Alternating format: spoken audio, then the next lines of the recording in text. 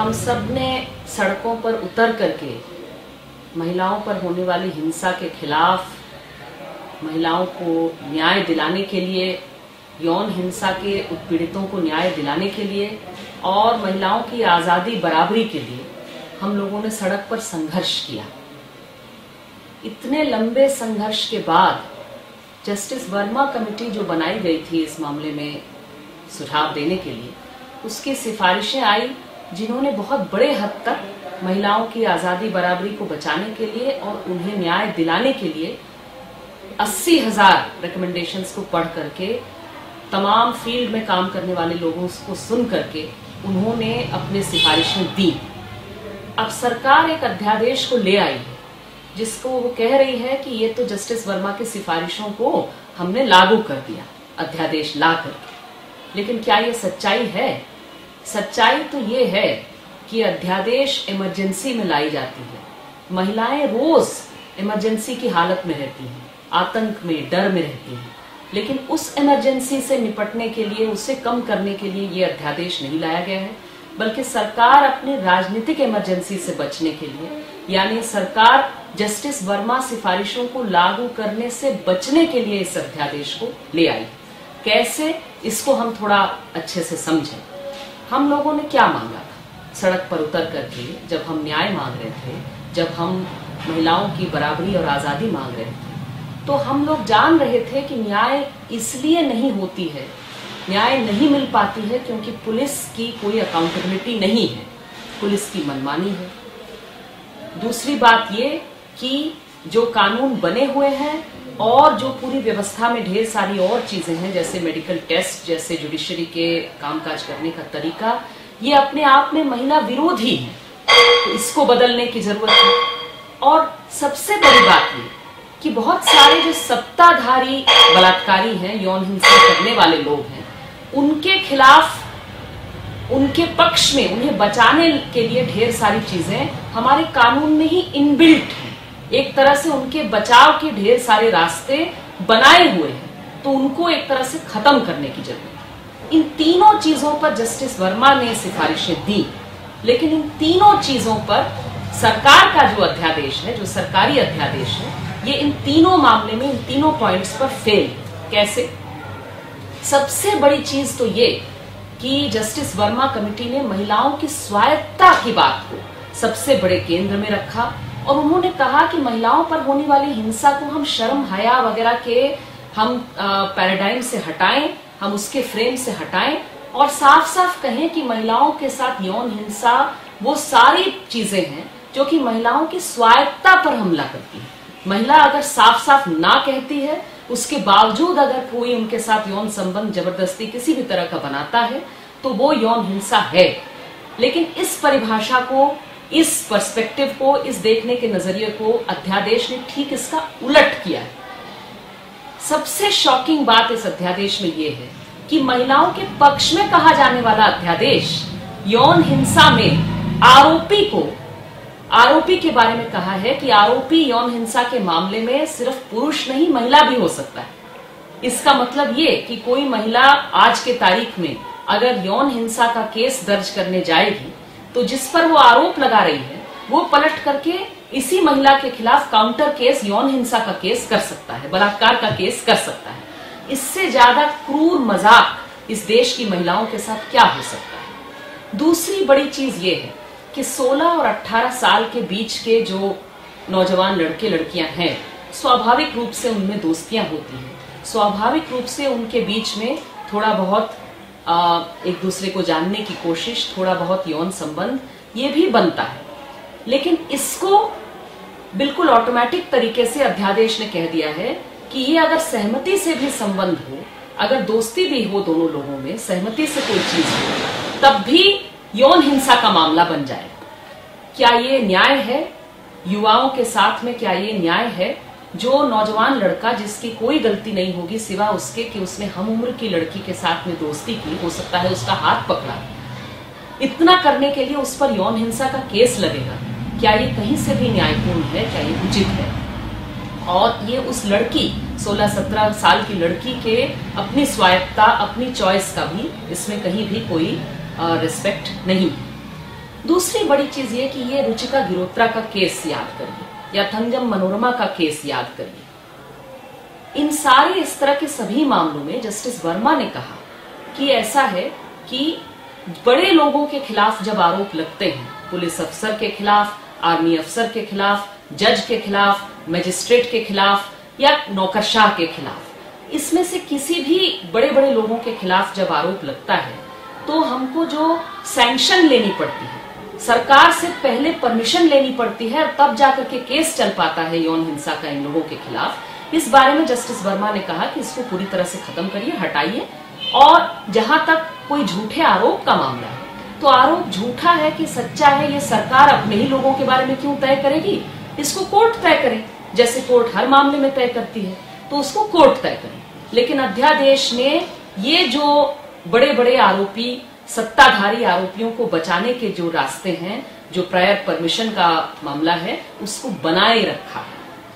दूसरी चीज ये कि जितने पॉलिटिशियंस के खिलाफ, गीतिका शर्मा का केस ले लीजिए, रूपम पाठक का केस ले लीजिए, जितने मामले हैं जिसमें किसी बहुत जो पॉलिटिशियन आरोपी है यौन हिंसा के मामले में, उनके बारे में जस्टिस वर्मा ने कहा कि अगर वो चार्जशीटेड हो किसी सीरियस यौन अपराध के मामले में, तो उसे चुनाव न लड़ने दिया जाए।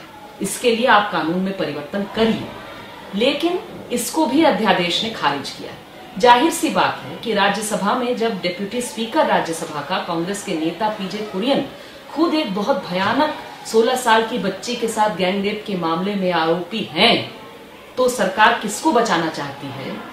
कांडा जैसे लोगों को, राजकिशोर केसरी जैसे लोगों को और पीजे कुरियन जैसे लोगों को जो सरकार बचाना चाहती है, उसने अध्यादेश में पूरा इंतजाम इनको बचाने का, इसको बरकरार रखा है। रही बात शादी के भीतर, विवाह के भीतर बलात्कार, इसको लेकर के सरकार भी और बहुत सारे जो महिला विरोधी लोग हैं, ये भी बहुत हवा खड़ा करने की कोशिश कर रहे हैं कि भाई ऐसा कैसे हो सकता है, शादी के भीतर हम जो है बलात्कार को कैसे ला सकते हैं, बलात्कार के मामले को विवाह के मामलों से कैसे जोड़ सकते हैं। लेकिन इसमें बहुत सीधी बात है, जस्टिस वर्मा ने जो कहा उनकी रिपोर्ट में ये है कि अंतर्राष्ट्रीय जो स्टैंडर्ड्स हैं और हमारे देश में भी इसको लागू होना चाहिए।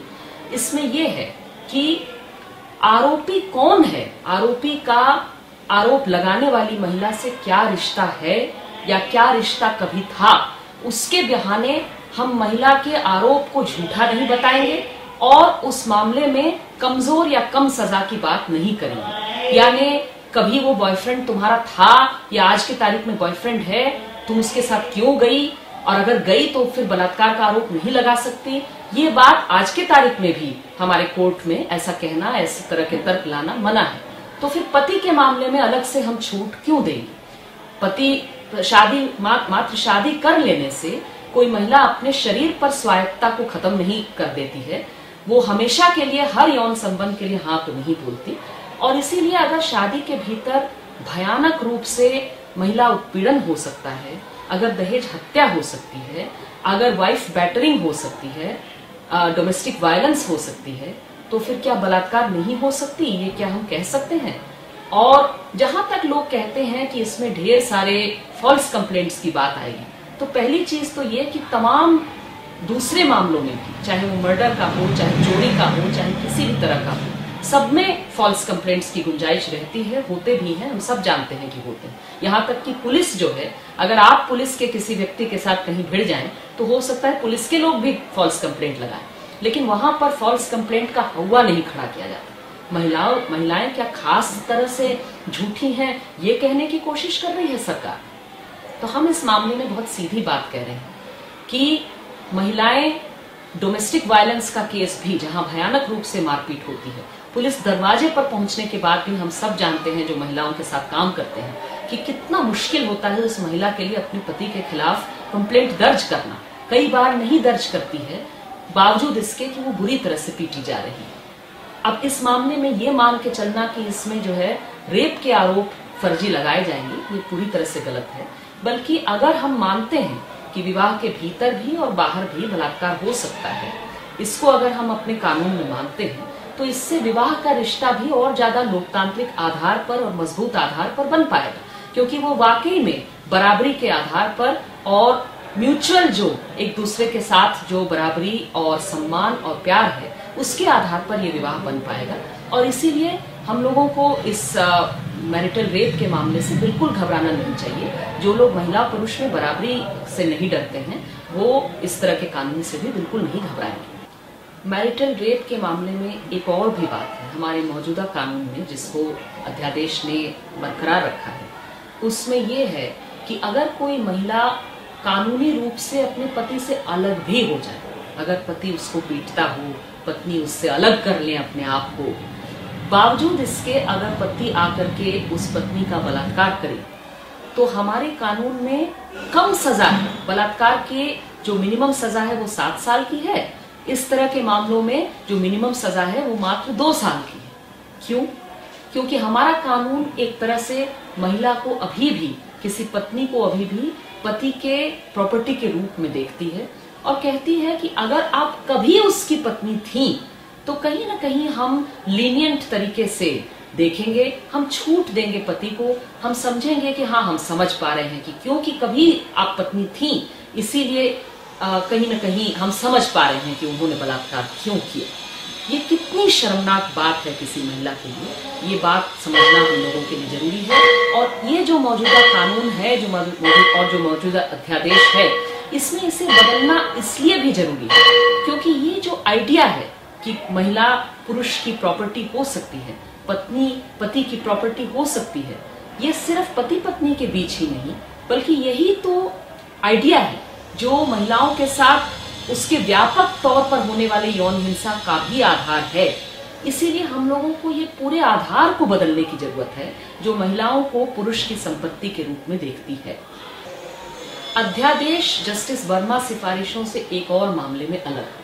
जस्टिस वर्मा सिफारिशों में मौत की सजा, बलात्कार के लिए मौत की सजा का कोई प्रावधान नहीं है। अध्यादेश में मौत की सजा का प्रावधान है बलात्कार के ऐसे मामलों में जिसकी वजह से जो हत्या के साथ होती है या जिसकी वजह से जो बलात्कार की पीड़िता है उसको एक तरह से कोमा में अगर वो चली जाती है, अगर वो वेजिटेटिव स्टेट में, परमानेंट वेजिटेटिव स्टेट में चली जाती है, नॉर्मल लाइफ नहीं जी पाती है, ऐसे मामलों। क्या ये अध्यादेश इस मामले में अच्छा है? क्या ये न्यायपूर्ण है? इससे महिलाओं को क्या सुविधा होगी, इसके बारे में हम सोचें कि क्या महिलाओं को न्याय दिलाने में ये मददगार है या नहीं।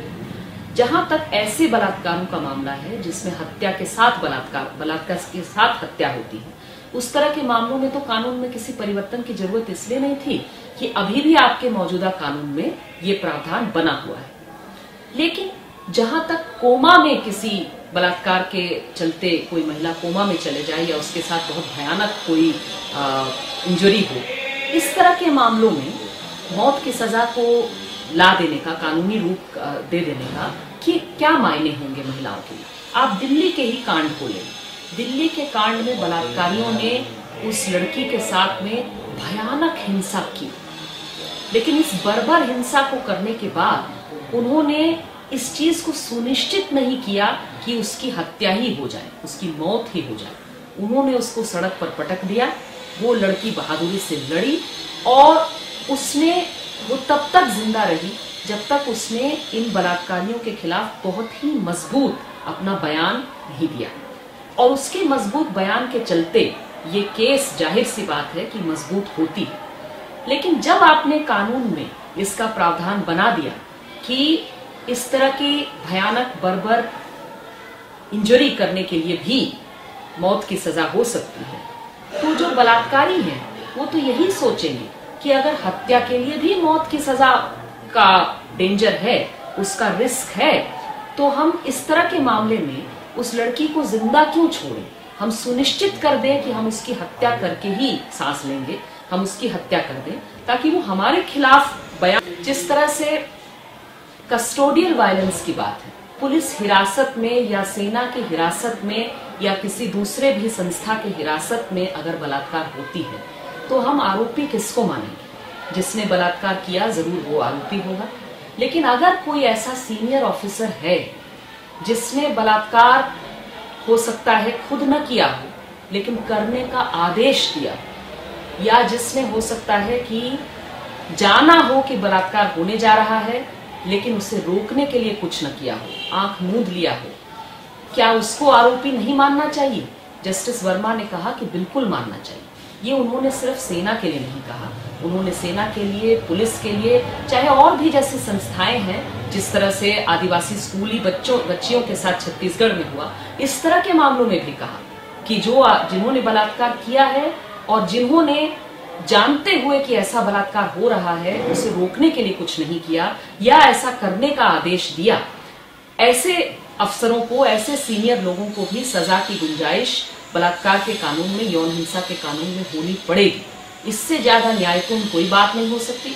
लेकिन जाहिर सी बात है कि जो सरकार इस तरह के बड़े बड़े सत्ताधारी लोगों को बचाना चाहती है, जो इस तरह के भयानक हिरासत में कांड करवाती है, चाहे वो सोनी सोरी का मामला हो, थंजम मनोरमा का मामला हो, नीलोफर अरासिया जान का मामला हो, या आदिवासी बच्चियों के साथ कांकेर में, छत्तीसगढ़ में बलात्कार का मामला हो, ऐसे तमाम मामले में सरकार सोचती है कि ये तो कल को हमारे ही लोग होंगे जिन पर आरोप लगेगा, और इसीलिए ये बचाना चाहती है। तो मैं यही कहना चाहती हूँ कि अगर इस ऑर्डिनेंस के तहत तमाम हमारे सामने जो मामले हैं जिसमें बलात्कार के मामलों में जिसमें न्याय नहीं हुआ है, ये अध्यादेश अगर इन मामलों में न्याय लाने में मदद नहीं करती है तो किस काम की है? एक और बहुत बड़ी बात मैं बताऊं, इस अध्यादेश ने जरूर बलात्कार की, यौन हिंसा की परिभाषा को कुछ बढ़ाया है, उसमें स्टॉकिंग को, एसिड थ्रोइंग को, एमएमएस वगैरह बनाने के मामले को ले आई है। लेकिन इससे क्या ये काफी है? क्योंकि जस्टिस वर्मा ने कहा कि ये इसलिए काफी नहीं है क्योंकि इसके साथ में आपको पुलिस पर भी लगाम लगाना होगा। अगर पुलिस एफआईआर नहीं दर्ज करती, या जैसे आरुषि कांड में अगर पुलिस घपला करती है, गड़बड़ करती है, जानबूझ करके एविडेंस का हेरफेर करती है, ठीक से इन्वेस्टिगेशन नहीं करती है, तो उस पुलिस वाले पर जो जिम्मेदार है उस पर 5 साल तक की सजा का गुंजाइश होनी चाहिए। ये जस्टिस वर्मा ने कहा ताकि पुलिस पर भी लगाम लगे, पुलिस भी डरे कुछ गलत काम करने से। लेकिन इस अध्यादेश में 5 साल नहीं, मात्र 1 साल का मामला है, और इसीलिए सरकार ने साफ साफ पुलिस को इशारा किया है कि आप लोगों को के साथ, आप लोग अगर गलत करते हैं तो आप लोगों के साथ हम लोग बिल्कुल लीनियंसी बरतें। और इसीलिए ये अध्यादेश पूरी तरह से महिलाओं के साथ अन्यायपूर्ण है। चाहे रुचिका गिरोत्रा का मामला हो, चाहे सोनी सोरी का मामला हो, चाहे गीतिका शर्मा का मामला हो, चाहे सूर्यनल्ली कांड हो, इस तरह के तमाम कांडों में, चाहे साधारण जो कोई भी महिला, आप या मैं, जिसको थाने में जाना पड़ता है और पुलिस वाले से एफआईआर दर्ज करने के लिए लड़ना पड़ता है, भिड़ना पड़ता है, हम में से किसी को भी ये अध्यादेश कतई न्याय दिलाने में मदद नहीं करती है। ये महिलाओं को देखने का और महिलाओं के साथ होने वाली हिंसा को देखने के अन्यायपूर्ण नजरिए को बरकरार रखती है। अब भी मॉडेस्टी और शर्म हया वगैरह के टर्म्स को अभी भी वो महिलाओं के संबंधी, यौन हिंसा संबंधी कानूनों में बनाए रखती है। और इसीलिए मैं तो अपील करूंगी कि हम अपने आंदोलन को आज तक जिंदा रख पाए हैं, इसको हम बिल्कुल आगे भी जिंदा रखें। इस अध्यादेश के बारे में हम सरकार को साफ साफ कह दें कि इस अध्यादेश से आप हमारी आंखों में धूल नहीं झोंक सकते हैं। और हम फरवरी 21 को पार्लियामेंट का सत्र शुरू हो रहा है, बजट सत्र पार्लियामेंट का। हम फरवरी 21 को बड़ी संख्या में संसद सड़क पर जुटेंगे, ये कहने के लिए कि इस देश की जनता संसद पर निगरानी रखी हुई है कि जस्टिस वर्मा की सिफारिशों के आधार पर आप कानून में बदलाव लाएंगे या नहीं। जस्टिस वर्मा की सिफारिशों के आधार पर बजट में आप महिलाओं के लिए क्या प्रावधान लाएंगे। क्या महिलाओं के लिए सुरक्षित सेफ हाउसेस, जो महिलाएं हिंसा फेस करती हैं घर के भीतर, उनके लिए रहने की सुरक्षित जगह, फॉरेंसिक फैसिलिटीज जांच की, रेप पीड़ितों के लिए रेप क्राइसिस के सेंटर और कायदे के अस्पताल के इंतजाम, इनको आप लाते हैं कि नहीं। महिलाओं के लिए जो अपमानजनक 2 फिंगर टेस्ट है, जिसके तहत कोई डॉक्टर रेप, जो सर्वाइवर है, रेप पीड़िता है, उसके शरीर में 2 उंगली घुसा करके क्या वो सेक्स की आदी थी कि नहीं, इसे रिकॉर्ड करता है। इस टेस्ट को आप खत्म करेंगे कि नहीं। और आप कुल मिला करके जस्टिस वर्मा सिफारिशों के पक्ष में खड़े हैं या नहीं। Will you back it with your budget, will you back it with your laws. इसको मांगने के लिए, इसे पूछने के लिए हम वहां रहेंगे, बड़ी संख्या में रहेंगे। इसका हम सारे लोग बिल्कुल संकल्प लें। मैं इसी की अपील करूंगी।